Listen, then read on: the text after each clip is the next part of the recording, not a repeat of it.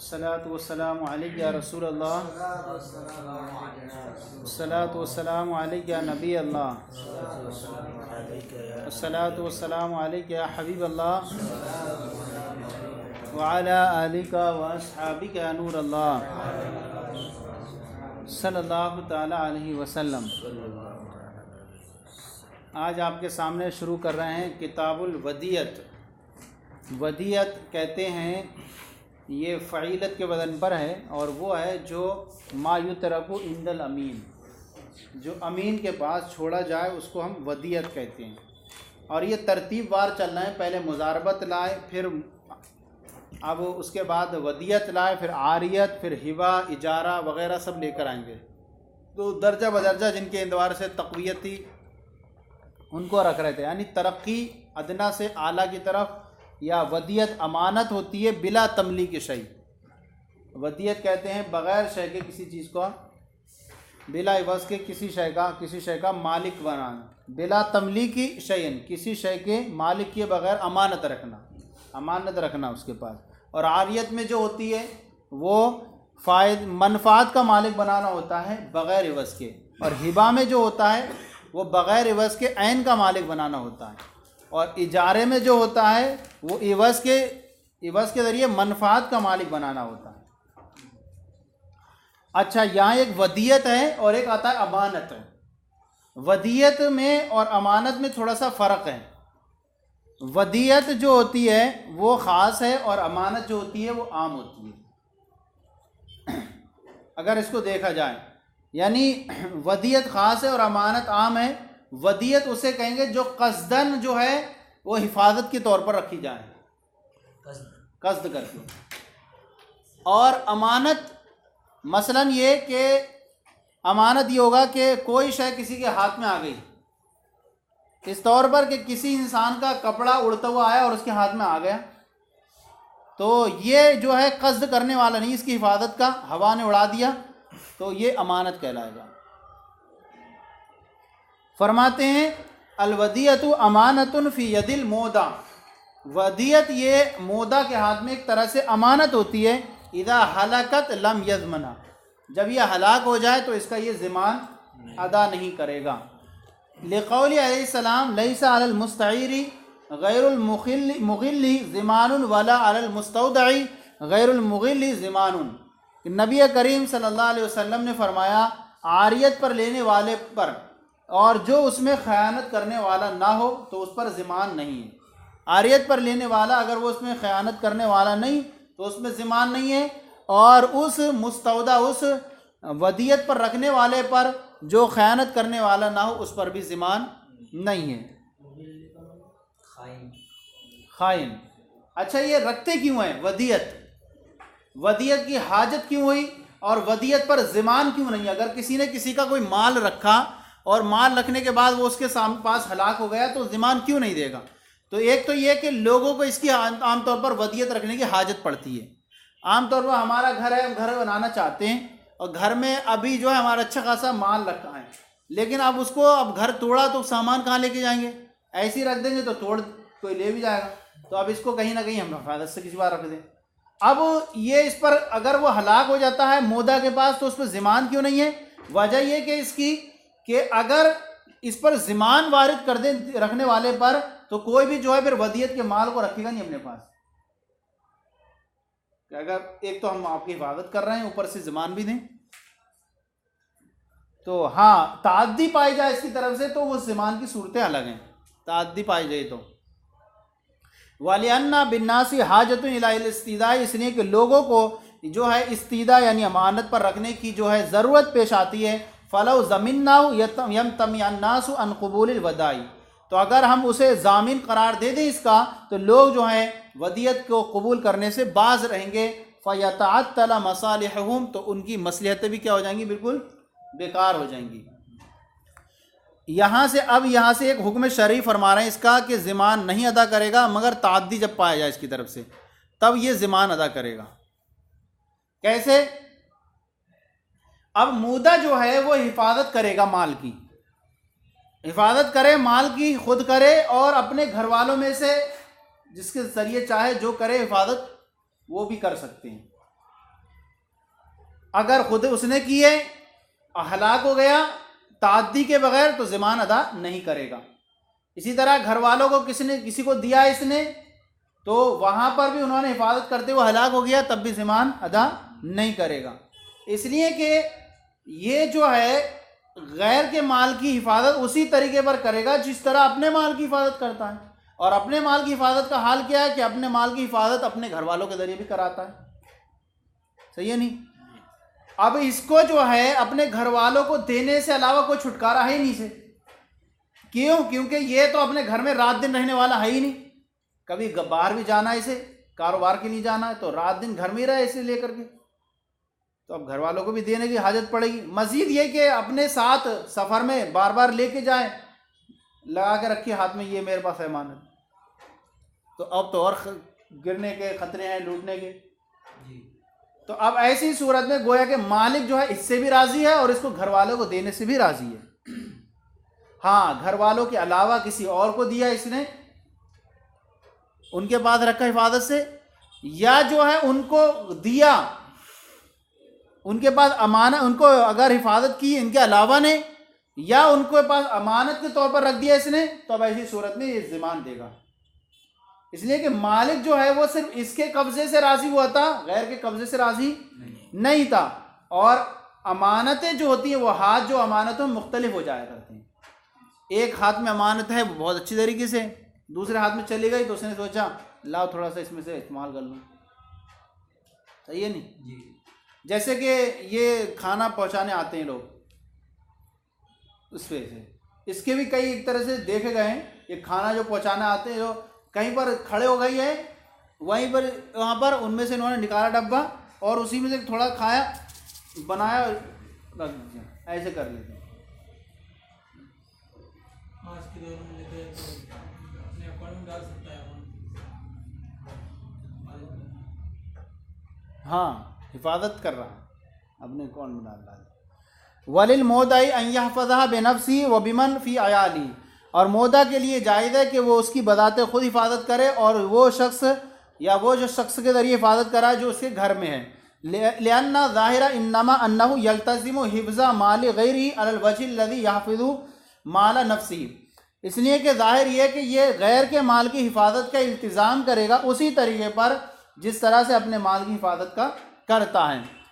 वलिअन्नहु ला यजिदु बुद्दम मिन अद्दफ़ी इला अयाली, और इसलिए कि ये जो है अपने घर वालों को देने से कोई छुटकारा पाने वाला है ही, यानी इसको कोई ऐसी कोई नहीं छुटकारा नहीं पाता है कि घर वालों को ना दे, घर वालों को देना ही पड़ेगा। लिअन्नहु ला युमकिनु मुलाज़मत बैती, इसलिए कि ये अपने घर में हमेशा रहने वाला मुमकिन नहीं है।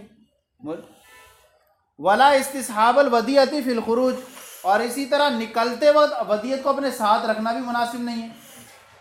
तो अब ऐसी ज़रूरत फ़कान अल मालिक व राज़ियम भी, तो गोया कि मालिक जो है साहिब वदियत जो है वो इस बात से राज़ी हो जाएगा, और जब इसके पास रहते हुए या इसके घर वालों के पास रहते हुए बिला ताद्दी के अगर वह हलाक हो जाए तो ज़िमान अदा नहीं करेगा। वलिअन्नहु ला यजिदु बुद्दन, इसलिए कि ये कोई चारा छुटकारा नहीं पाता है, किससे? अपने घर वालों को देने से, यानी अपने घर वालों को देना ही से है। अब यहाँ से ताद्दी की 7 सूरतें बयान कर रहे हैं। ताद्दी जो पाई जाए वो कैसे कैसी होगी। हिफाजत कराना ऐसे के ज़रिए से जिससे मोदे राज़ी ना हो। फ़इन हफ़िज़हा बेग़ैरिम, तो अगर इसकी हिफाजत की इनके गैर दूसरों ने, औदाहा गैरहू, या इसने उनके पास रख दिया, दूसरों के पास अमाना रख दिया वदियत के तौर पर ज़मीना, तो दोनों सूरतों में क्या होगा? ज़िमान अदा करेगा। लिअन्नल मालिका रज़िया बियदी ला बियदी गैरी, इसलिए कि मालिक जो है वो इसके कब्ज़े से राज़ी है, ना कि दूसरे के कब्ज़े से। वल ऐदी तख्तलिफ़ु फ़िल अमानती, और हाथ जो होते हैं वो अमानत में मुख्तलिफ हो जाते हैं। लिअन्न शैया ला यतज़म्मनु मिस्लहु, इसलिए कि शय जो है अपने मिस्ल को शामिल नहीं होती है। मान लीजिए कि आप इसने मुज़ारिब बनाया है तो बग़ैर इजाज़त की दूसरे को मुज़ारिब नहीं बना सकता। वकील बनाया है तो अब ये मुवक्किल की इजाज़त बगैर किसी दूसरे को वकील नहीं बना सकता। तो ऐसे ही यहाँ पर क्योंकि शय जो है अपने मिस्ल को शामिल नहीं होती, लिहाजा ये इसे बना वदियत दिया गया है, तो अब ये इसके मिसल दूसरे और को वदियत पे नहीं दे सकता। कल वकील ला युवक्किलु गैरहु, इसलिए जैसे कि वकील ये किसी दूसरे को वकील नहीं बना सकता। कह रहे हैं वल वज़ू फी हिर्ज़ी गैरिही ईदाउन, और दूसरे के गैर की हिफाजत में रखना ये भी एक तरह से ईदा है। दूसरे की हिफाजत में, माल वदियत को दूसरे की हिफाजत में रखना ये ईदा है। तो जिस तरह ईदा से अपने क्या है गैर के पास ईदा से ज़िमान होगा, इसी तरह गैर की हिफाजत में रखने से भी क्या होगा, ज़िमान होगा। दो सूरतें होंगी इसमें, एक तो सिर्फ एक किन्ने को दे दिया, एक क्या है कर दिया, गैर की हिफाजत में रख दिया, तो उस वक्त भी क्या होगा, हलाक हो जाए, ज़िमान देगा। मान लीजिए घर में रख गया उसके, एक इसको दे दिया आप हिफाजत कर लीजिए, और एक क्या कर दिया, गैर की हिफाजत में रख दिया, कमरे में उसके गया, ये है यहाँ रख लेना, ताला लगा के चाह रहा हूँ। हाँ, अब अगर ये कोई चीज़ हिफाजत की जगह को किराए पर ले लें, अब उसमें रखे और वहां पर वो माल हलाक हो जाए, तो ज़िमान अदा नहीं करेगा, क्योंकि यहां पर अब बजाते खुद अपनी तरह अपनी हिफाजत करने वाला शुमार हो गई है। किराए के तौर पर कोई चीज़ जगह को ले लिया है, यहाँ पर हिफाजत के तौर पर रखा है इनने, ताला लगा के वगैरह के, तो गोया कि ये ऐसे ही हुआ जैसे अपने घर में रख रहा था। फरमाते हैं कि वल वज़ू फी हिर्ज़ि गैरी, इसलिए कि गैर की हिफाजत में रखना ये ईदा है। इल्ला इदा इस्ताजरा, ये इस्तिस्ना कर रहे हैं उस सूरत में, ये दोनों सूरतों में तो ज़िमान देगा, यानी गैर के पास गैर ने हिफाजत की या गैर की हिफाजत में इसने रखा, इन दोनों में ज़िमान देगा। और इल्ला इदा इस्ताजरा हिर्ज़ा, मगर जब इसने जो है हिफाजत पे वो जगह को उजरत पर लिया, फ़यकून हाफिज़न बेहिर्ज़ि नफ्सी, तो वो अपने साथ बज़ाते खुद उसकी हिफाजत करने वाला शुमार होगा। तो अब यहाँ पर ऐसी सूरत में, हलाक होने की सूरत में ज़िमान नहीं अदा करेगा। एक सूरत यहाँ पर ये बयान कर रहे हैं कि अब ये इसके घर में आग लग गई है, अपने घर में रखा हुआ था, अचानक देखा घर में आग लग गई। अब इसने क्या किया, उठाकर जल्दी पड़ोसी को दे दिया, या किसी कश्ती में था, कश्ती डूबने लगी, उसमें माल रखा हुआ था, अब इन्हें उठा करके ले दीजिए, दूसरी कश्ती वाले को दे दिया। अब जो है यहां पर जो है क्या ज़िमान देगा, ये कह रहा है कि यहां पर ये जो है ज़िमान नहीं देगा, कि गोया कि ये भी जो है एक तरह से हिफाजत का एक रास्ता है, तरीका है, और गोया कि मालिक इस बात से राजी है।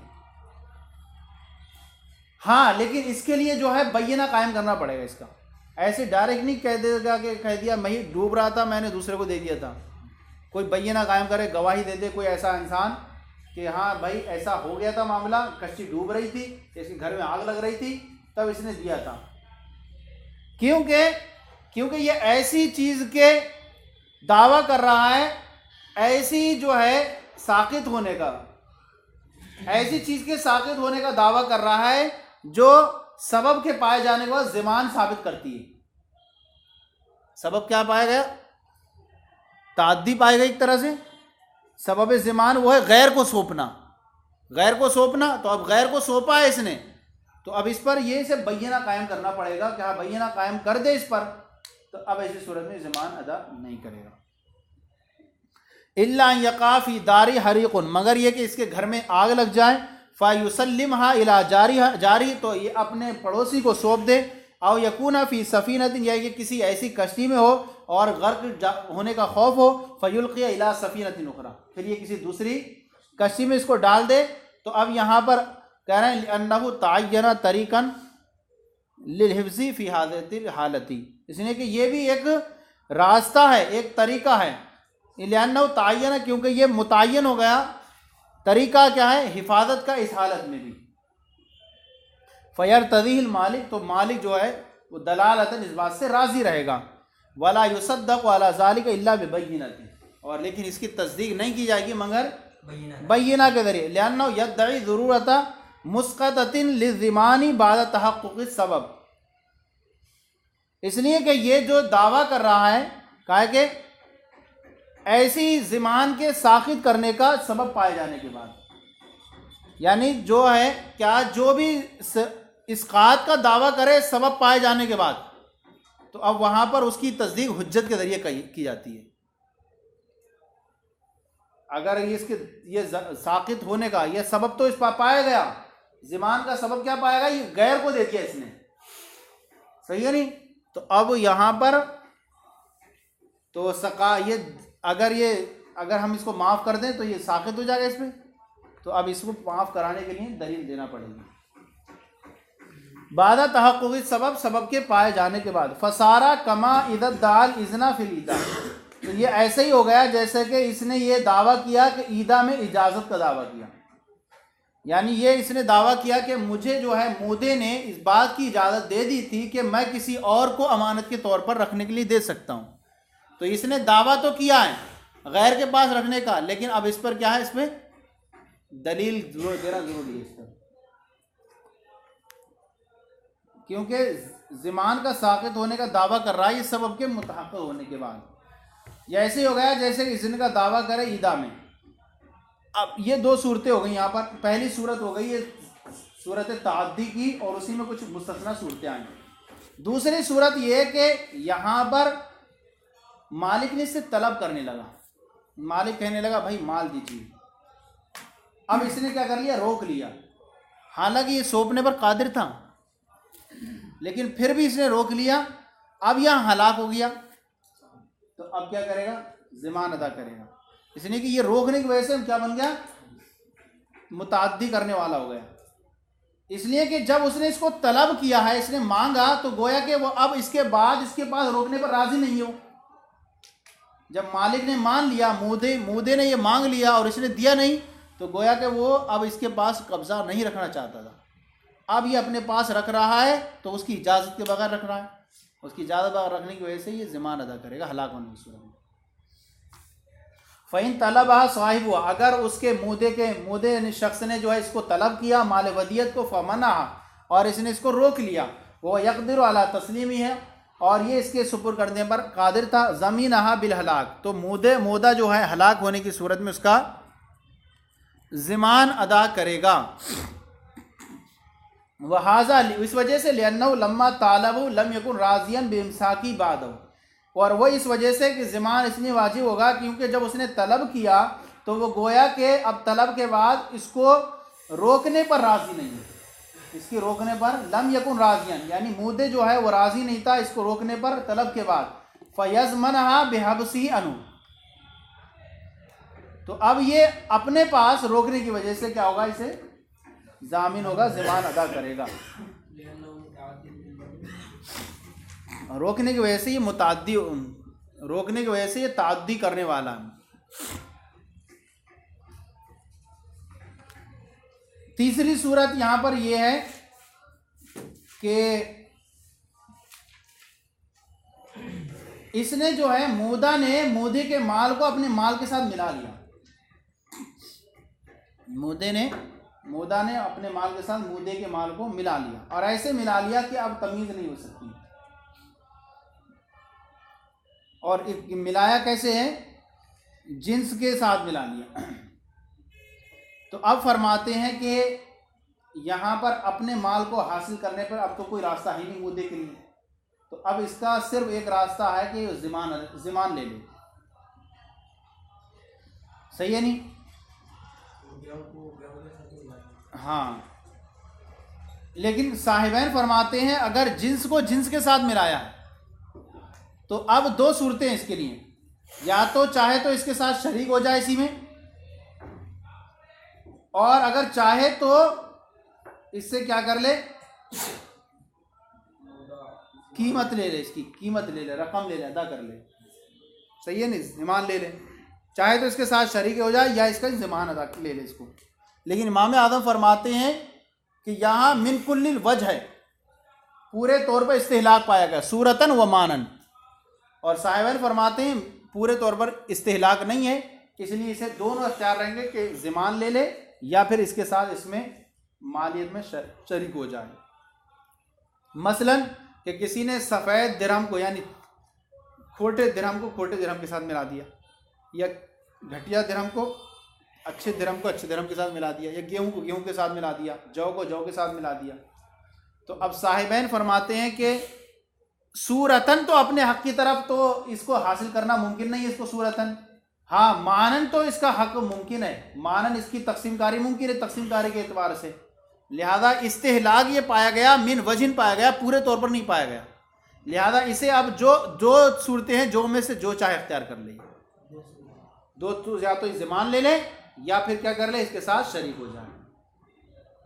इमाम आज़म फरमाते ये पूरे तौर पर इस्तेहलाक है, इसलिए कि ये जब इसके साथ एक ऐसा फेल हो गया ये, अब इसके ज़रिए से अपने ऐने हक़ तक ये वसूल याबी इसकी मुताज़र हो गई। हाँ तो कह रहे हैं तकसीम कारी का तो एतबार नहीं होगा यहाँ पर, तकसीम कारी का एतबार नहीं होगा क्योंकि तकसीम कारी जो है ये शिरकत के अहकाम में से है, शिरकत के अहकाम में से है ये तकसीम कारी। तो लिहाजा ये तकसीम कारी जो है ये मोजिब शिरकत नहीं बन सकती। एक हुक्म है और एक इल्लत है, और कोई भी हुक्म जो है इल्लत नहीं बनता है। चलें इसको पहले देखें फिर आगे चलें।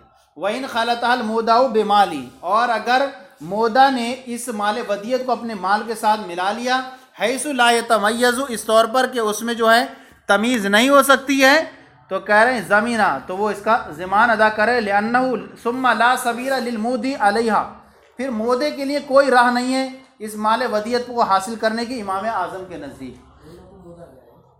मोदी मोदा अमानत पर रखने वाले के लिए कोई राह नहीं है कि अब वो अपने इस माल पर वसूल याबी हासिल कर सके। बेकसरिल दाल मोदी और बेफतिल दाल मोदा। वकाला साहिबैन फरमाते हैं इज़ा खलता बिजिनसिया, जब इसने इसको अपनी जिन्स के साथ मिला दिया, शरीका इंशा, तो चाहे इसके साथ वो क्या कर ले शिरकत कर ले। मसलन अन यखलुता दराहिमा अलबीदा बिलबईद वस्सवादा बिस्सवादी वलहिंतदा बिलहिंतदी वश्शईरा बिश्शईरी, इस तौर पर कि इसने जो है वो खरे दिराहिम को खरे दिरहम के साथ मिला दे, या खोटे दिरहम को खोटे दिरहम के साथ, या इसी तरह गेहूँ को गेहूँ के साथ मिला दे, या जौ को जौ के साथ मिला दे। तो अब ये एक जो मसला है ये जो है इसमें इख्तिलाफी सूरतें हैं, गोया के आगे जो आएगी वो इत्तिफाकी सूरतें भी आएगी। तो इसमें जो है ये मसला जो है ये खलत वाला सूरतुल इत्तिफाक, दो सूरतें इत्तिफाकी हैं इसमें और दो सूरतें इख्तिलाफी हैं, और पहली इख्तिलाफी है। इस तरह से आगे चल के बयान करेंगे। साहिबैन फरमाते हैं अन्नहु ला युमकिनुहुल वसूल इला ऐन हक़ी सूरतन, साहिबैन फरमाते हैं कि इसे ऐन हक़ तक, ऐन हक़ को वसूल करना इसके लिए मुमकिन नहीं है सूरतन। सूरतन तो ऐन हक़ को वसूल नहीं कर सकता क्योंकि वो मिल चुका है। वह अमकनहु मानन बिलकिस्मती, लेकिन जो है मानन जो है इसको मुमकिन है वसूल करना तकसीम कारी के एतबार से। फ़कान इस्तेहलाकन मिन वजिन दूना वजिन, तो ये मिलाना जो है मिन वजिन इस्तेहलाक होगा ना कि पूरे तौर पर, सही है नहीं। फ़यामील इला अय्यिहिमा शाह, तो ये जिस तरह चाहे वो क्या हो जाए ये माइल हो जाए दोनों सूरतों में से। इमाम आज़म फरमाते हैं कि यहाँ पर इसके लिए जो है वो सिर्फ ज़मान की सूरत रह जाती है। क्या करें? ज़मान की सूरत रह जाती है, सिर्फ ज़मान वसूल कर सकता है। वो फरमाते अन्नहु इस्तेहलाकुन मिन कुल्लि वजह, कि यहाँ पर जो है हलाक करना ये क्या है? मिन कुल्लि वजह इस्तेहलाक है। लिअन्नहु फ़ेलुन यतअज़्ज़रु मिनहुल वसूलु इला ऐन हक़ी, इसलिए कि इसका ये अपना फ़ेल एक ऐसा फ़ेल है जिसके ज़रिए से ऐन हक़ तक को पहुँचना, ऐन हक़ को वसूल करना मुतअज़्ज़र है। क्यों? क्योंकि जिनके साथ मिल गई है तो ऐन हक़ को वसूल करना तो मुतअज़्ज़र है। वला, अब ये जो इन्होंने ऊपर जो कहा तकसीम कारी के ज़रिए से पहुँच सकते हैं, तो इमाम आज़म फरमाते हैं कि तकसीम कारी भी नहीं कर सकते। वला मुअतबरा बिलकिस्मती, तकसीम कारी का एतबार नहीं होगा। लिअन्नहा मिन मोजबाति शिरकती, इसलिए कि ये जो है वो तकसीम कारी शिरकत के अहकाम से है। क्या ये शिरकत के अहकाम से है। और फ़ला तस्लु मोजिबतन लहा, तो अब लिहाजा तकसीम ये मोजिब शिरकत नहीं होगी। वला तस्लु मोजिबतन लहा, तो लिहाजा तकसीम कारी मोजिब शिरकत नहीं होगी। मज़ीद इसको यूँ समझें कि तकसीम के ज़रिए मोदी को हक़ वसूल करने वाला करार नहीं दे सकते। तकसीम के ज़रिए मोदी को हक़ वसूल करने वाला करार नहीं दे सकते, इसलिए कि तकसीम जो है ये शिरकत का हुक्म है, तकसीम जो है ये शिरकत का, और इसका शिरकत के लिए इल्लत मौजबा बनना दुरुस्त नहीं है।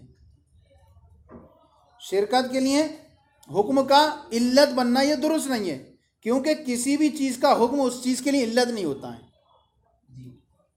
किसी भी चीज़ का हुक्म इल्लत नहीं हो सकता, इसलिए यहाँ ना तो माले मखलूत में मूदे की शिरकत होगी और ना ही तकसीम होगी।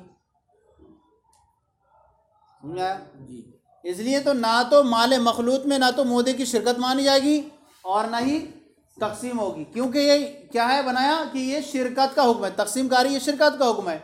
लिहाजा तकसीम कारी ये जो है मौजब शिरकत नहीं हो सकती, क्योंकि हुक्म जो है वो शिरकत का हुक्म, इसलिए कि शिरकत के लिए इल्लत मौजबा बनना दुरुस्त नहीं, क्योंकि किसी भी शय का हुक्म उसके लिए इल्लत नहीं बनता है, क्योंकि ये शिरकत के लिए इल्लत बनना दुरुस्त नहीं इसका, क्योंकि तकसीम कारी जो है वो शिरकत का हुक्म है और उसका शिरकत के लिए इल्लत बनना दुरुस्त नहीं, क्योंकि किसी भी शय का हुक्म उस शय के लिए इल्लत नहीं बनता। लिहाजा यहाँ माल मखलूत में ना तो इसकी शिरकत मानी जाएगी और ना तकसीम कारी। अच्छा, यहीं पर एक मसला यूं पर है कि अगर जो है ऐसे माल में जहाँ जिन्स जिन्स के साथ मिल गई थी, अब मोदे ने क्या कर दिया, उसको ज़िमान से बरी कर दिया, छोड़ा मैं ज़िमान में लूँगा तुझसे, तो इमाम आज़म फरमाते हैं अब उसका कोई राह नहीं है, उसके पास कुछ भी नहीं है, इसलिए कि जो उसका दैन बन रहा था उसने उससे क्या कर दिया, साक़ित कर, उसके बाद एक ही सूरत थी ज़िमान की, वो उसने ख़त्म कर दिया, अब उसको कुछ नहीं मिलेगा। लेकिन साहिबैन फरमाते हैं क्या, शिरकत तो कर सकता है, ज़िमान ख़त्म हो गया, दो सूरतें थी उसके बाद, तो शिरकत रहेगी माल मखलूत में। वलव अबराल खालिता ला सबील लहु अलल मखलूत, और अगर इसने मिलाने वाले को ज़िमान से बरी कर दिया तो इसके लिए जो है माल मखलूत पर इमाम आज़म के नज़दीक कोई राह नहीं है। लिअन्नहु ला हक़्क़ लहु इल्ला फ़िद्दैन, इसलिए कि इसका हक़ जो है वो सिर्फ दैन में ही था। वक़द सक़ता, और वो बरी करने से क्या हो गया, साक़ित हो गया। फ़ला व इंदहुमा बिल इब्राई यसकुतु खियारतु ज़िमान, और साहिबैन के नज़दीक बरी करने से सिर्फ ज़िमान का इख्तियार तो साक़ित होगा। फ़यतअय्यनु शिरकतु फ़िल मखलूत, लेकिन जो है माल मखलूत में जो शिरकत है वो क्या हो जाएगी, मुतअय्यन हो जाएगी। और चलें, सल्लु अलल हबीब सल्लल्लाहु अलैहि वसल्लम।